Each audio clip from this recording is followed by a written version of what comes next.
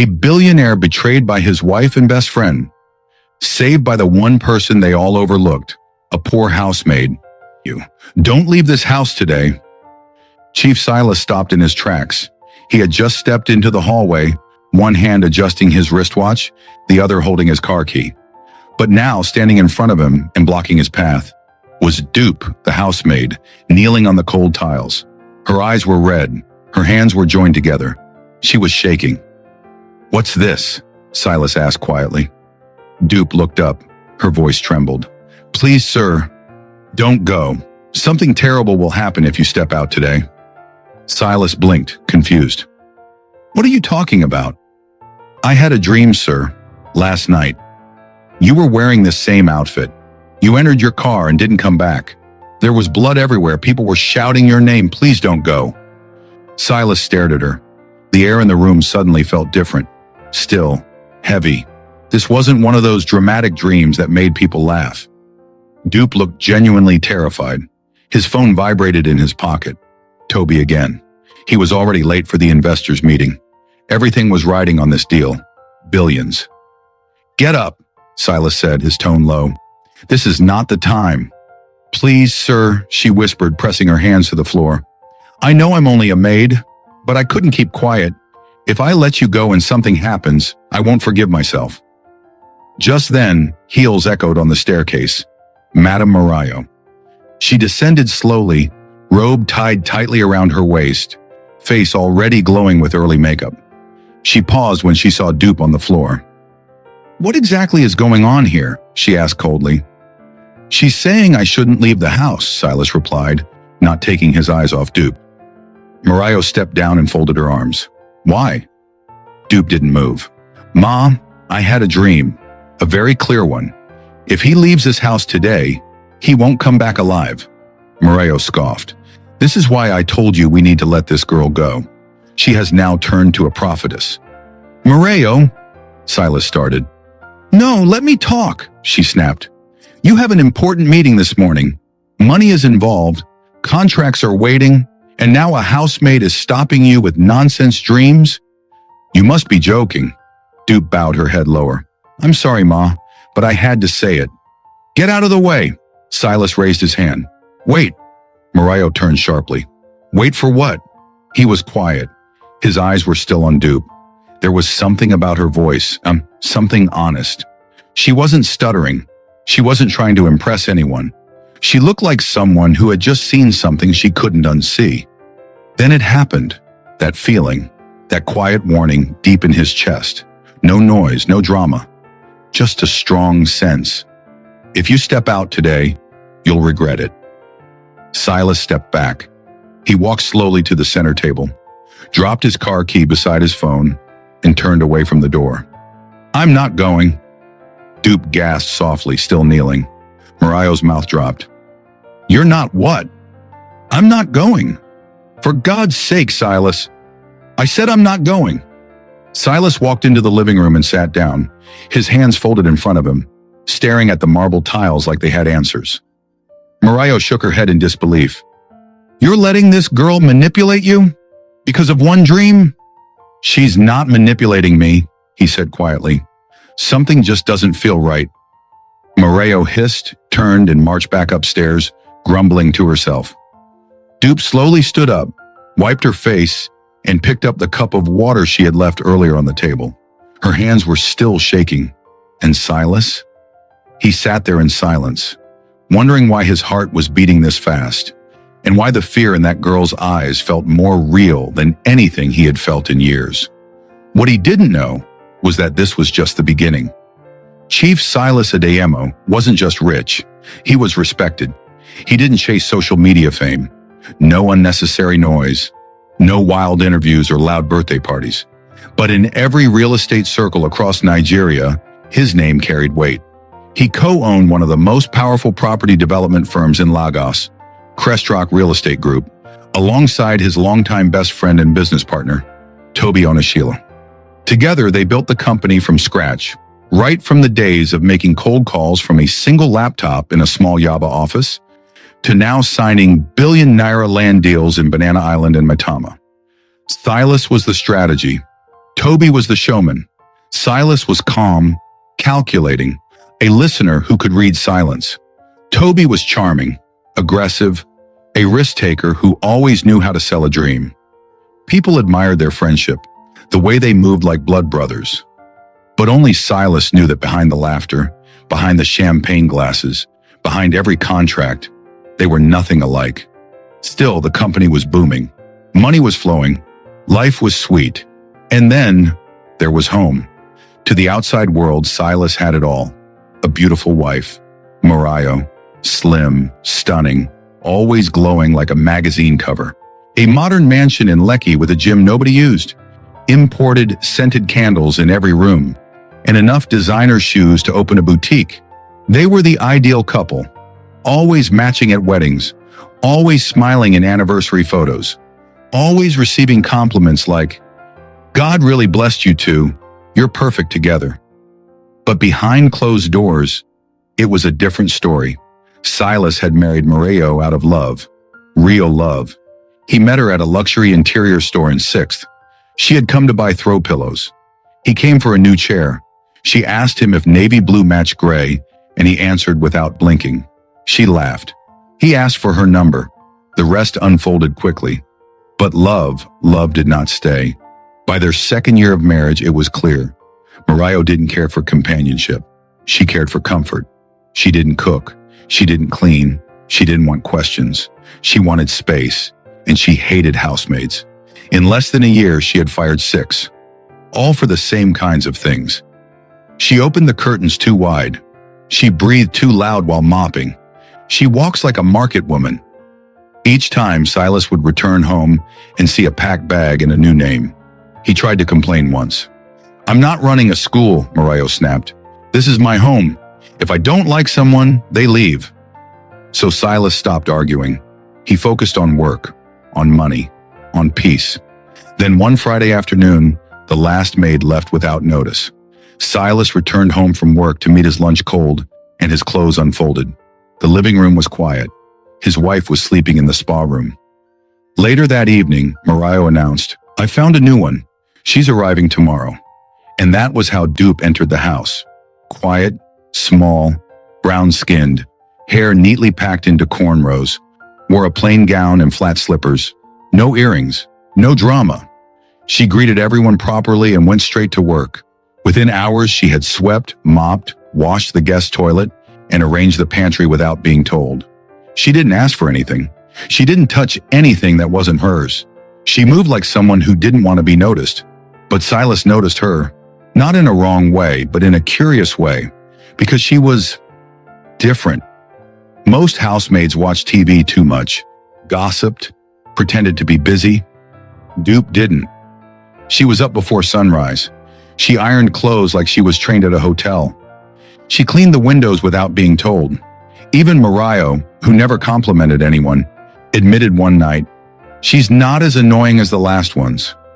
That was the highest praise Silas had ever heard from his wife. Days passed. Weeks passed. Silas returned from work one evening to find the house sparkling, food hot, clothes folded, and silence resting peacefully across the living room. No one was shouting, no complaints, just calm. He looked at Dupe once and thought to himself, "Finally, someone who actually brings peace into this house." But what Silas didn't know was that peace was never the reason Dupe was sent into his life. Silas sat in the living room without saying a word. His phone was on the table, his car keys beside it. The house was silent except for the soft hum of the air conditioner. He should have been at the office by now, shaking hands, sealing contracts, smiling at photographers. Instead, he sat still, staring at nothing, feeling like he had just avoided something he couldn't explain. His chest felt heavy. The image of the maid on her knees replayed in his head, shaking, begging, crying that if he stepped out that morning, he wouldn't come back alive. At first, it sounded ridiculous, but now, he couldn't shake the feeling that something had truly been waiting for him outside that gate. His phone lit up again. "Toby." Silas sighed and picked up. "Guy!" Toby's voice came sharp. "What's going on? You didn't show. The investors are livid." "I had to cancel. Silas said quietly. You had to cancel? Cancel what? Do you know what was on the table today? This deal. Silas, this deal was gold. I know, he replied, voice flat. What's going on? Toby asked again. Talk to me. Silas hesitated. He didn't know how to explain it. He didn't understand it himself. But before he could answer, another call came in. The screen flashed. Office secretary. Funmi. He clicked over. Hello? Sir? Her voice was shaking. Sagan, your driver. He's been in an accident. Silas sat upright. What? Third Mainland Bridge. A truck lost control. Hit your car. The same Lexus you normally use. It somersaulted. He's in the hospital unconscious. We thought you were in the car. Silas slowly lowered the phone and stared at the floor. The exact car, the exact road, the exact time he was meant to leave. He didn't move, didn't speak, just sat there, replaying the image in his head. What if he hadn't listened? What if he had brushed it off? The silence in the house suddenly felt loud. The sound of footsteps interrupted his thoughts. Mariah appeared from the hallway, her robe still tied, her phone in hand. So you're just sitting here all day? She asked. Silas didn't look at her. There was an accident. She raised a brow. Okay? Sagan took the car. A truck hit him. The car is gone. Her hand froze mid-scroll. Then, and you think that means what? I think if I had gone out, I might not be here. She scoffed. So now you're turning this into a spiritual story? Accidents happen every day in Lagos. Silas looked at her. You're not even shaken. Why should I be? You're standing here, aren't you? He stared at her face. Calm, cold, no sign of worry, no trace of relief. It made something shift in his chest. I'm keeping her, he said. Mariah frowned. Keeping who? The maid. She needs to go. She saved my life. She caused unnecessary drama, Mariah snapped. She has no right telling you where to go or what to do. This is my house, and I won't let... This is my house too. His voice was low but final. Mariah froze. The room went quiet. She blinked, then turned slowly and walked away, leaving behind the smell of perfume and tension. Silas sat back down, hands pressed together. He wasn't thinking about the maid. He was thinking about something deeper, something wrong. He didn't have proof yet, but he could feel it. Something in his life was not as it seemed. The tension in the house didn't go away. If anything, it grew thicker with every passing day. Silas stopped speaking as much. He watched more than he talked. Watched the way Mariah barely looked at him unless she was complaining. Watched how quickly she changed the subject whenever the accident came up. Watched how she avoided walking past the maid, like guilt lived in her shadow. But he didn't say anything, not yet. Instead, he started asking quiet questions. A few days after the accident, something happened. Silas was in the dining room, flipping through his tablet. Mariah had just stepped out to answer a call. Dupe came in to clear the plates. She didn't speak at first. Then quietly, just above a whisper, she said, Sir. Silas looked up. She bent slightly, pretending to pick up a dropped napkin. Please don't sign any documents this week. He frowned. Why? Dupe's voice lowered even more. I had another dream. This one was clearer. I saw papers. You signed them. Not long after everything collapsed. You lost your company. Your accounts were frozen. There were policemen. Sir, you were handcuffed. Silas stiffened in his seat. She added, If you sign any document this week, you will not only lose your money, you may end up in jail for something you didn't even do. Before he could ask more, Mariah walked back in. Dupe picked up the tray and left quietly. But the words stayed. They didn't just stay, they sank deep. Silas didn't forget it. 2 days later, Toby came by the house. He showed up in his usual loud fashion. Brushed waves, fresh cologne, big grin. My guy, he shouted, pulling Silas in for a hug. Omo, thank God you didn't enter that car. That thing was brutal. Silas gave a small smile. Let me guess, Toby continued. That maid is still around? The one that gave prophecy that morning? Silas nodded. Toby laughed. Omo, you Seth. When did you start listening to dreams? I don't ignore warnings anymore, Silas said calmly. Toby raised an eyebrow but didn't push. Shaw, no forget that the Dubai deal is still alive. We just need your signature. Silas nodded. Send the documents. Toby grinned. That's what I like to hear. But later that night, when the documents arrived and Silas opened the folder, his body tensed. Something wasn't right. The numbers looked off. The proposed land value was lower than what they originally discussed. The foreign account listed on the payout page, it wasn't one he recognized. Then he remembered. Please don't sign any documents this week. You may end up in jail for something you didn't even do. Silas didn't sign it. He closed the file and locked it in his drawer. A quiet investigation followed. He contacted a friend in finance, and what they uncovered was worse than expected. Toby had been diverting company funds into private offshore accounts for over 2 years. Large sums, hidden under fake project names, all carefully done, like someone who never planned to get caught. It wasn't just betrayal, it was criminal. And Silas wasn't just being betrayed in business. At home, things got worse. Mariah began trying everything to get Dupe out of the house. She's too comfortable, she said one morning, slamming a drawer. Too quiet. I don't trust her. Silas didn't look up. She's efficient. She's disrespectful. She's disciplined. Mariah folded her arms. She's going. Silas finally looked at her. She's staying. Mariah's voice rose. You're choosing a maid over me. I'm choosing my peace.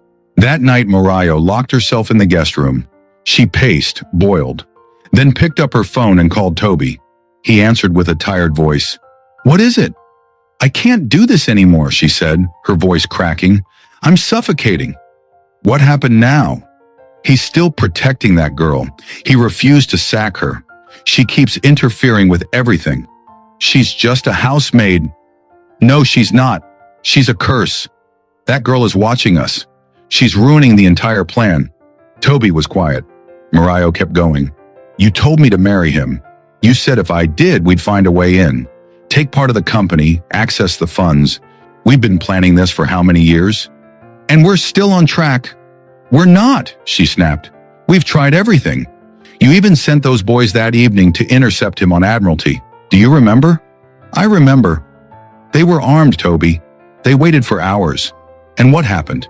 He changed routes. Again. Because of her, Toby exhaled. She called him, told him to take another way home. It's like she always knows. Every trap we set, he walks around it. Mariah's voice dropped. I'm tired. I hate living here. I hate pretending to be a wife. I hate sharing a bed with a man I don't love. You love me, Toby said quietly. Yes, she whispered. That's why I did all this. But it's dragging. It's falling apart. And if something doesn't happen soon, I'm walking away. Saturday evening came quiet and slow. Silas was on the balcony, going through audit reports on his tablet, when Mariah walked into the living room in a fitted travel gown. Her scarf was tied loosely around her braids, her nails freshly painted. She stood near the staircase, casually checking her phone. I'll be going tomorrow morning, she said. Silas didn't look up. Where to? Abeokuta. Daddy hasn't been feeling well. I need to check on him. He nodded slowly. All right. I should be back Monday. Okay. She waited for more questions. Maybe a hug, a safe trip, anything. But Silas simply returned to his screen. Something about the silence made her nervous, but she smiled and walked away. Silas didn't move. He didn't show any emotion, but inside he was already making a call. Follow her, quietly, don't lose sight, don't interfere, just send me updates. The next morning she left the house at 7:15 a.m. Her handbag was designer. Her smile was soft. She kissed Silas lightly on the cheek and waved goodbye. By 9:03 a.m., the first update came in. She didn't go to Abeokuta. She drove straight to Victoria Island, checked into a boutique hotel on Adetokunbo Adamola Street. Room 406. Name on the register, Mrs. Tolu Ogunlady. Silas read the message without flinching. By 9:47 a.m., the second update came. Toby arrived. Cap pulled low. Sunglasses. Simple black polo shirt. He didn't check in. He went straight upstairs. Same room. Silas stared at the photo. Then he sat back slowly. No shock. no panic. The truth had already been beating in his chest for weeks. This was only confirmation. They didn't come out all day. By 6:20 p.m., Silas arrived at the hotel in a dark SUV. He didn't tell his driver why. He didn't need to. He got out calmly, walked in. The receptionist greeted him with a smile. He didn't smile back. "Room 406, he said. She hesitated. "Are you—" Silas brought out his wallet and dropped 2 crisp bundles of notes. "I won't be long." She swallowed hard and handed him the spare key. He didn't rush. He didn't knock. He opened the door. And there they were. Mario in a white bathrobe standing near the minibar, holding a glass of wine. Toby, shirtless on the couch, scrolling through his phone. They both looked up at the same time. Everything froze. The wine glass slipped slightly in Mario's hand. Toby stood up too quickly. Silas didn't say a word. He stepped in, looked at both of them, one after the other, then gently closed the door behind him. Mario opened her mouth. Nothing came out. Toby tried to form a smile. "Guy." Silas raised one hand. "Don't." Toby froze. Mario's lip trembled. "Silas, I can explain." "Don't lie," Silas said quietly. "Not here." She looked at him like a stranger. "You followed me?" "I stopped trusting you 2 months ago," he said, voice low, clear. "Now I know why." Toby stepped forward. "It's not what you think." "It's exactly what I think," Silas said, "and worse." There was a long silence. Silas turned to Mario. "You married me for this?" Her eyes burned. "You never saw me. You were always married to your company. And you were always married to my account," he said. "You and your business partner." Mario flinched. Silas took one final look at both of them. "I hope it was worth it." Then he turned, opened the door, and left. No noise, no drama, just the silence of a man who had finally seen everything he needed to see. That night he returned home and sat in the study, alone. He didn't cry. He didn't break. He made 2 calls, one to his lawyer, the other to the company accountant. Prepare divorce papers and begin the process to buy out Toby's shares immediately. Silas didn't eat for 2 days. The mansion was full of furniture, but empty of peace. Every polished surface felt like it was mocking him. Every photo on the wall reminded him of how foolish love could be when it's handed to liars. He didn't cry. He couldn't. The pain didn't come with tears. It came with silence. The kind that wrapped itself around his chest and refused to let go. The woman he called wife, gone. The friend he would have died for, dead to him. And the maid, still there, sweeping corners, folding bed sheets, serving him food he barely touched. The day the divorce papers came back signed, he didn't flinch. Mario didn't even bother showing up. She sent her lawyer. "Tell him I agree to everything," she had said. "Just give me my peace." Her peace, after trying to kill him, after planning with a man she slept with in his absence, after sleeping beside him every night while plotting his end. She wanted peace. Silas signed the papers with steady hands, but the fire in his chest was another story. He went back to the house that night and sat alone in the dark. The chandelier was on. The curtains were open, but the house felt like a coffin. He had everything, but nothing. And that was when she walked in. Dupe. She didn't knock. She didn't tiptoe. She walked into the living room the way light walks into darkness, quietly but impossible to ignore. "I'm leaving tomorrow," she said, her voice soft but firm. Silas looked up from the couch. His throat tightened. "Why?" he asked. She didn't blink. "My assignment here is over." Silas stared at her. Of all the people in his life, this was the one who didn't lie. The one who saw the traps and didn't keep quiet. The one who risked her job, her comfort, even her life. For him. "You don't have to go," he said, and this time his voice cracked a little. "You're the only person who hasn't hurt me." "I know," she said gently, "but I wasn't sent to stay. I was sent to save." Silas stood up slowly, walked over to her. His heart was heavy. He opened his mouth to speak, but nothing came. So she spoke again.